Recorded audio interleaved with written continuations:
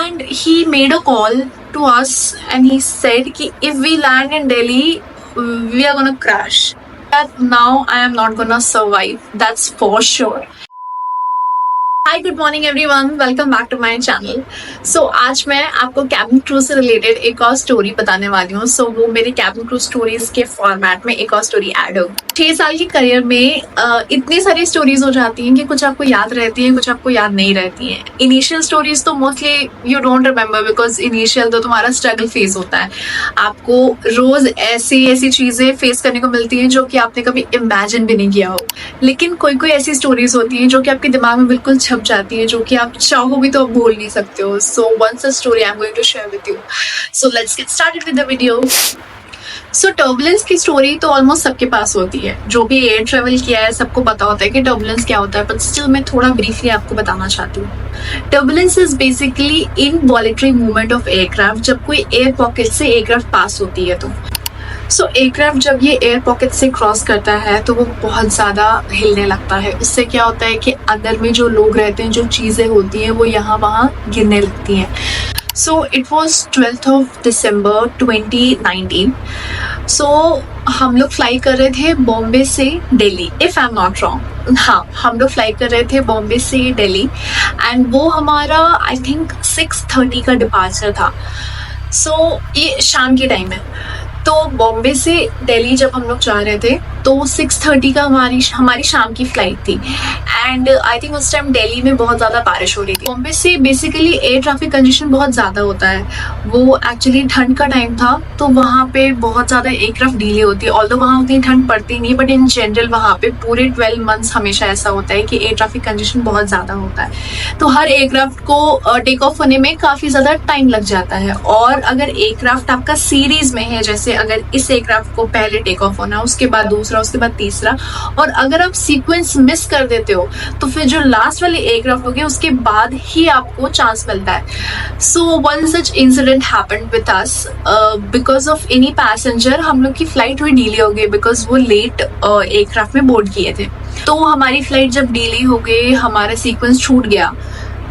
हमें जो सीक्वेंस मिला उसमें बहुत टाइम लग गया। आई रिमेम्बर ऑन ग्राउंड हम लोग का 2 घंटे का डिले हो गया था एंड बॉम्बे दिल्ली के जो पैसेंजर्स होते हैं वो बहुत ही ज़्यादा, मतलब नो ऑफेंस, बट वो बहुत ही हाई प्रोफाइल होते हैं एंड थोड़ा उनके टैंट्रम ज़्यादा होते हैं। और हमारा ऑन ग्राउंड डिले ऑलरेडी हो चुका था 2 घंटे का। तो ऑब्वियसली जो भी हमारे एयरलाइन का प्रोसीजर है, हम लोग ऑन बोर्ड सब चीज़ फॉलो कर रहे थे and by around 8:30 we took off. Bombay Delhi की flight is around 1 hour 40 minutes। वो 1 hour 40 minutes तो जो भी फ्लाइट पे होता है, ठीक है, वो हुआ। The passengers way already irritated because 2 घंटा हमारा ऑन ग्राउंड डिले हो चुका था। अब उस डिले में भले तुम उनको खाना दे दो, तुम उनको चाय दे दो, कॉफ़ी दे दो, बट उसके बाद भी people want to go there home. And obviously कोई भी अगर कोई एक पर्टिकुलर टाइम में सोच के आएगी यार 2 घंटे की फ्लाइट है, मैं 2 घंटे में घर पहुंच जाऊंगा, अगर उनकी जगह पे मैं भी रहूंगी तो मैं भी काफ़ी इरिटेटेड रहूंगी। तो मुझे लगेगा कि चलो टेक ऑफ हो गया, अब जितना जल्दी हो सके मैं घर पहुंचूँ। बाई 8:30 पे टुक ऑफ एंड उसके बाद हमारी लैंडिंग अराउंड 10 o'clock थी, या फिर नहीं, हमारी लैंडिंग अराउंड 10:15 10:30 थी। मुझे याद है 9:30 बजे captain called and he said कि we might divert because Delhi में वेदर बहुत ज़्यादा ख़राब है एंड लैंडिंग वहाँ पे पॉसिबल नहीं हो पा रही है ऑफ ऑल द एयरक्राफ्ट जो भी वहाँ पे लैंड करने की कोशिश कर रहे हैं। वी वर लाइक कि ठीक है डाइवर्ट होंगे, ठीक है, जब होगा तो बिकॉज उन्होंने ना मे भी कहा था, उन्होंने कंफर्म नहीं बताया था। तो हमें लगा कि ठीक है अगर होगा हो जाएंगे, वरना वी वर प्रेइंग कि हम लोग ना हो बिकॉज फिर हमारा सारा स्केड्यूल बर्बाद हो जाता है। एंड आई रिमेम्बर वो मेरे 3 दिन के पैटर्न में से लास्ट डे था। उस दिन I was going back home and that time I was based out of Hyderabad. तो मेरी लास्ट जो फ्लाइट थी वो हैदराबाद की थी। मुझे था कि मुझे घर जाना है, मुझे भी था ऑब्वियसली कि मुझे घर जाना है एंड भाई ये फ्लाइट किस तरह ख़त्म करनी है। तो वी वर जस्ट प्रेइंग कि डाइवर्ट ना हो। by 9:45 captain made announcement that we are diverting to Jaipur। अब पैसेंजर्स तो भाई बहुत पैनिक कर रहे थे, दे वर शाउटिंग, दे वर हाउलिंग कि अभी पहले ऑन ग्राउंड 2 घंटे का डिले हुआ, now we will be diverting to Jaipur, and everybody was very pissed off including us, but obviously we can't show in front of them. So हमने किसी तरह उनको पैसिफाई किया and we even convinced them. जब उन्होंने announcement ये की थी कि वो डाइवर्ट कर रहे हैं, उसके पहले उन्होंने ये भी बोला था कि I will still try to land in Delhi. उन्होंने ये चीज़ बोली थी. So अब दिल्ली में जब लैंड तुम करने की कोशिश करोगे, नहीं हो पाएगा, वो बात अलग है. अभी किसी को पता नहीं था क्या होने वाला है. So जब ये अनाउंसमेंट हुआ था कि ट्राई फिर भी किया जाएगा, तो ठीक है, वो लोग कहते कि ठीक है चलो ट्राई हो रहा है, ठीक है. हम लोग लैंडिंग के लिए बैठ गए.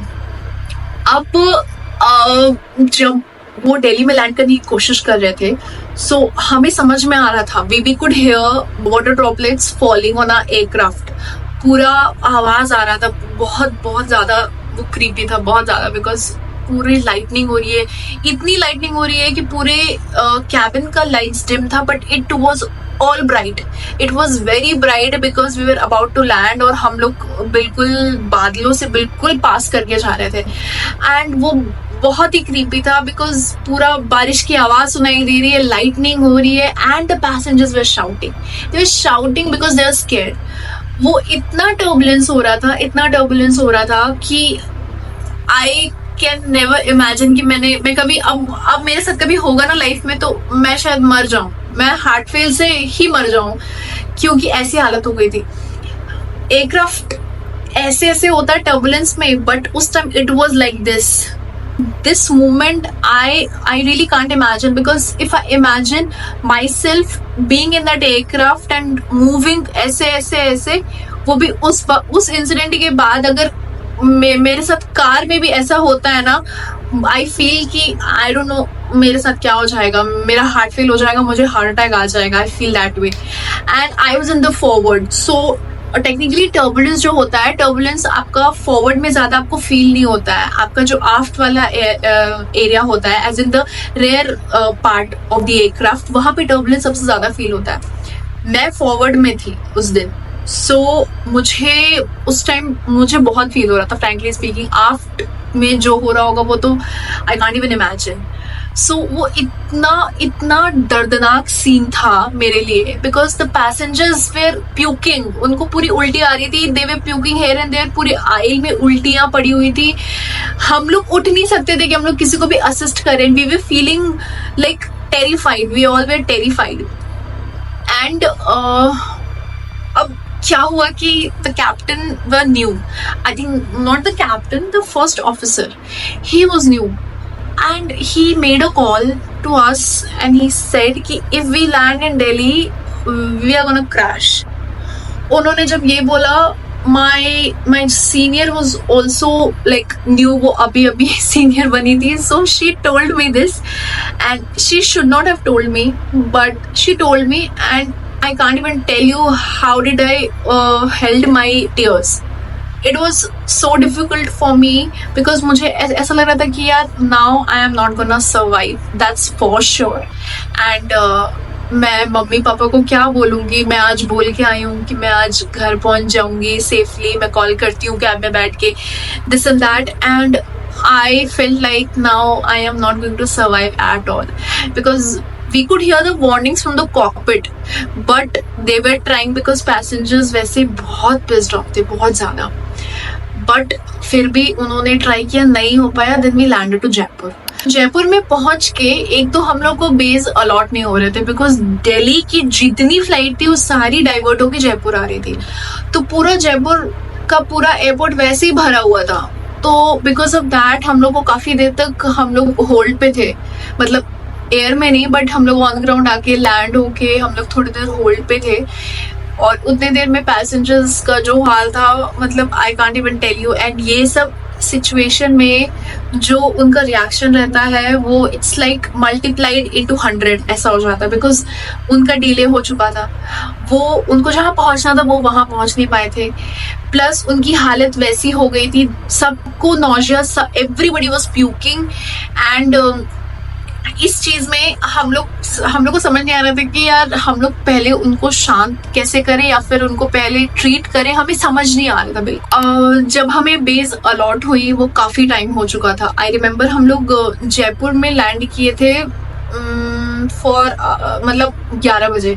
सो 9:45 से लेके 11 बजे तक ही वॉज ट्राइंग टू लैंड, और दिल्ली से जयपुर की flight is around 25 minutes. And मुझे याद है कि 11 बजे भी नहीं हुए थे, बिकॉज हम लोग 1.5 घंटे तक इन एयर थे and we were struggling, because ना लैंड हो पा रहा है ना टिक पा रहा है, कुछ नहीं हो पा रहा था। हाँ, तो हम लोग 1.5 घंटे तक हम लोग लैंड करने की कोशिश कर रहे थे। तो if I am not wrong 11:30 तक हम लोग जयपुर में लैंड किए थे, और उसके 15 मिनट के बाद हमें बेस अलॉट हुए थे कि यू नो डोर ओपन हुआ एंड ऑल।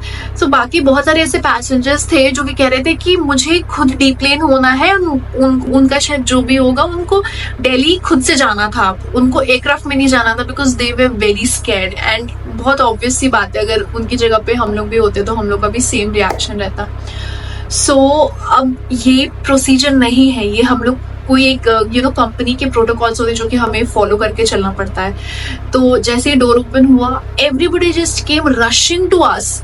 एंड मेरा बहुत इनिशियल था, मुझे फ्लाई करते हुए 1 साल हुआ था सिर्फ, एंड मुझे मतलब मैं भी समझ नहीं पा रही थी कि how am I going to handle इतना सारा क्राउड वो जस्ट कमिंग टूवर्ड्स मी, और मेरे जस्ट पीछे cockpit, and passengers were trying to even enter to the cockpit, which is like not at all allowed, नहीं कर सकते थे तुम, but they were trying so much। and वो फिर हमें धक्का दे रहे हैं, हमें बोल रहे हैं कि आपकी वजह से हुआ है, ये हुआ है, कैप्टन को बाहर निकालो, कैप्टन को बाहर बुलाओ।